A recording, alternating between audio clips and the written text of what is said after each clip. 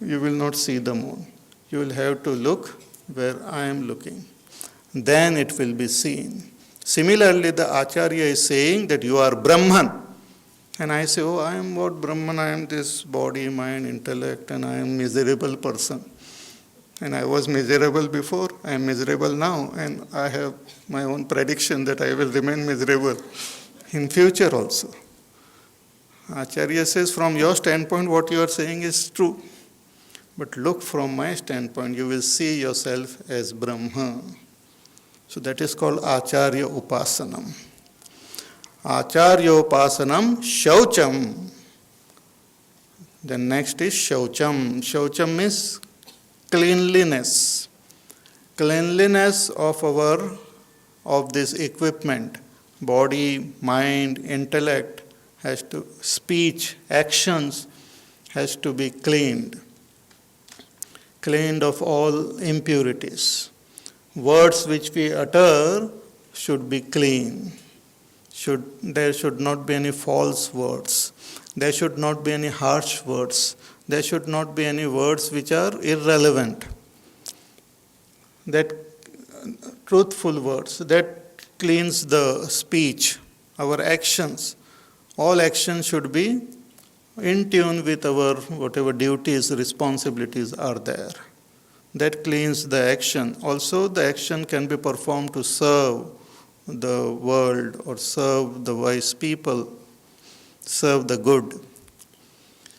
Our mind should be made free of the impurities of likes and dislikes, anger, jealousy, and so many impurities are there. It should be cleaned through satsang. Just as every day we take bath, every day we should do some satsang to clean our mind. If the opportunity for satsang is not available, we should read good books. Those are also like satsang only. Books of wise people we should read, and every day when we read, it cleans our system. It cleans our thinking. It cleans our feeling. We should read some sublime stories of sublime feelings. That also cleans our feelings. Like we listen to Bhagavad or Ramayana, there are wonderful stories of sublime feelings, of sacrifice, of compassion, of love, of kindness. When we read, when we listen to the story, we identify, and even for a second, if that emotion comes in our heart, it cleans the mind. So it is a process of cleaning. And simultaneously one should avoid allowing negative emotions to come. And simple way of avoiding is we should stop watching serials. All sorts of negative feeling. Suppose there is anger, someone is very angry and all. And when we watch it, not only that person is angry, but you become angry. And every time I become angry, every time I become jealous, every time I become proud, it leaves a scar in my heart. And to clean it, it takes its own time. So to avoid negative influence on the mind and to have positive influence and to clean the mind means purify the emotions, purify the thoughts and our ideas and conviction. We should not carry false philosophies in our heart. That is called purifying our intellect. Purify it such a way that it doesn't carry false images and ideas and convictions. We should purify our chitta, our memories. In the sense, we should, those memories which are useless for our decision making should be kept below. The file should be kept below. It cannot be erased totally, so you just don't use it. But new files should be used which help us to take proper decision. People carry things from their past and keep referring to that file. So we should drop that. So all this is indicated by the term shaucham, cleanliness. As they say, cleanliness is next to next to godliness. So cleanliness is very important.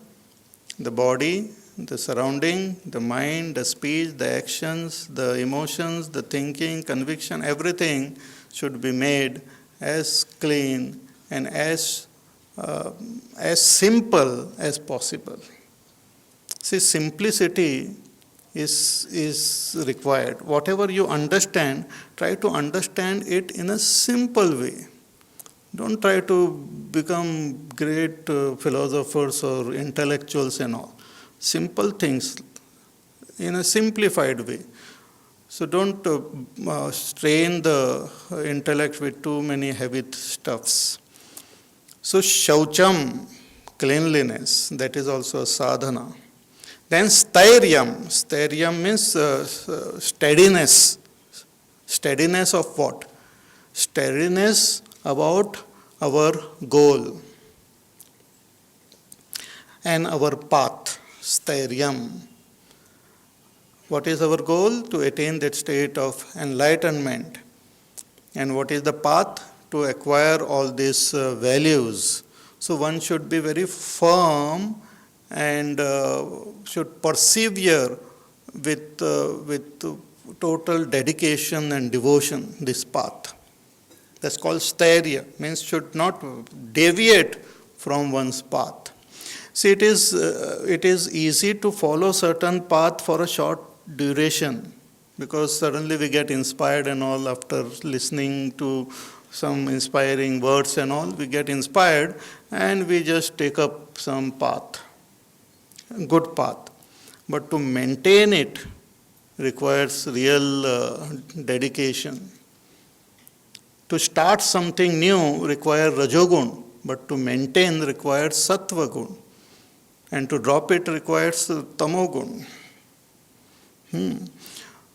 So many people are good in starting, from today I will just meditate and today I will follow this and all. And next day they are back to square one. That should not be. One should hold on to it. It's called stairyam. So we should have the courage to transform, then the perseverance to remain firm in that our transformation, in that path. That's called stairyam. And stairyam is very important because this path is such that we need to follow it without any distraction, and then one will be able to attain success or attain that goal.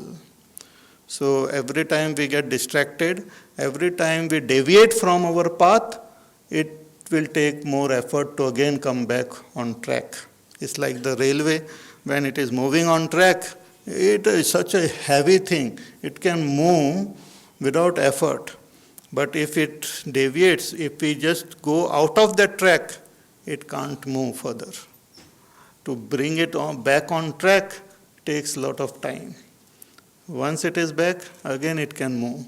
Similarly, once we are on the track of spirituality, should not try to fall down, but remain on track and keep moving. That's called stairyam. Then Atma Vinigraha. Atma Vinigraha, Atma here is not the supreme Atma, but Atma is what we consider I as this body at present. So body, our mind, our senses, which we consider as I. So Vinigraha means control, means self-control, control over the body, the senses. Because if we want to stay on our path, we should have control over this equipment also. So control over the body in its function, in eating, resting, and all those things should have proper control. Proper control over our senses and our mind. These are equipments. These are the equipments which will, if they are tuned properly, they will help us to attain the state of enlightenment. It's like the radio receiver. The radio receiver doesn't create music. The music is already created and it is being transmitted. But if you want to hear that music, we have to tune the radio receiver to a particular frequency, then we hear it. Similarly, if we want to tune ourselves to our own self, this equipment of body, mind, intellect should be properly tuned. They are now creating such noise that it makes us difficult to recognize ourselves. So when we follow these values, they get tuned and it helps us to recognize ourselves. So Atma Vinigraha, self-control, control over our body, our senses, our mind, our intellect, our speech, our action. Control means they should obey our intellect. They should obey our convictions.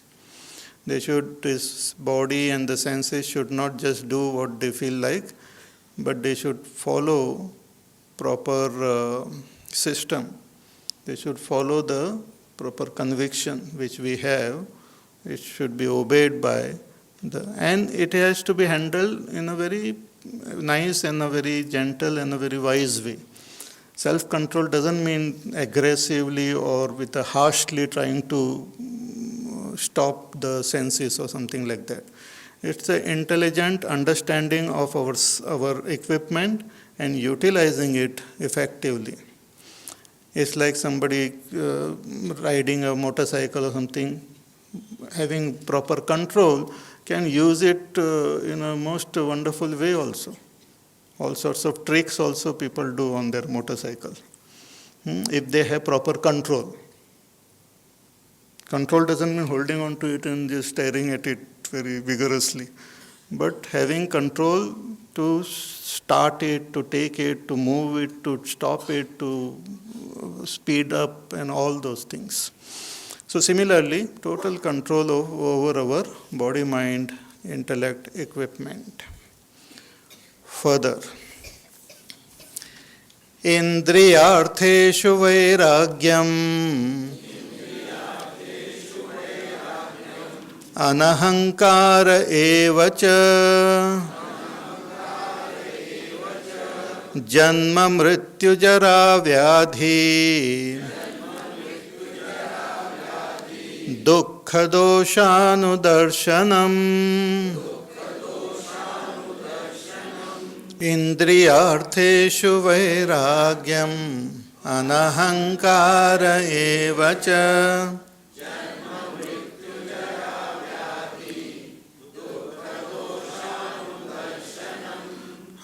Indriyartheshu vairagyam. One of the most important quality which is required is vairagya. Vairagya from indriyartheshu, from indulging in the sense objects. Indriya artha means shabda sparsha rupa rasagandha, sound, taste, touch, color, form, or smell. These are the 5 objects, these are the world, and indulging in these objects we gain pleasure. The senses, when they come in contact with those objects, gives us pleasure. And there is constant craving to gain this pleasure more and more. Pleasure of eating, pleasure of drinking, pleasure of touching, pleasure of experiencing something at the level of our body. So all these pleasures, they are experienced when the senses come in contact with the world of objects. And a person who starts experiencing them will get more and more addicted to these pleasures. Addiction, they create addiction. Just like we talk about drug addictions, there are all these senses, they create addiction. Some addictions we have named them as very bad, but all sense organs, when they come in contact with objects, they create addiction because it gives us pleasure, we get attached to it and we want more and more of it. And when they give us sorrow, then we run away from it. So this, what gives us pleasure, we get attached, we develop we develop attachment to them. And what gives us sorrow, we develop dislike and hatred towards them and run away. So all the time, my mind and intellect is engaged in the activity of the senses, of gaining pleasure or avoiding pain, and all the time engage in that. So when the mind and intellect, which is the most fine instrument which we have, is fully occupied by this activity of gaining pleasure, that person will not be available for anything higher. If you want to destroy a person, that person is destroyed if that person gets attached or gets addicted to any of these pleasures. So vairagya is absence of attraction or attachment to these pleasures of the senses. And this vairagya happens through vivek, by discrimination, by understanding the whole situation, by evaluating what we want and what we don't want, by understanding what are our priorities. It's like you want to catch a flight on a particular time. You have to go there and catch the flight, and which is very important. But at the same time, there is a very interesting program coming up on television, let us say, and you are waiting to see that, and you want to see that and all. But if you continue saying it for another 5 minutes, you will miss the flight. So at that time, what you do? You just withdraw yourself from there and walk, though gruntingly and not very happy about it, but you have chosen, because you have chosen that course. Similarly, one who has chosen the path of spirituality has to take this decision, because the path of pleasure will taste. Our mind will be involved. You will see, actually, if you talk to people, you will know where their mind is. Most of the topic is about pleasure only.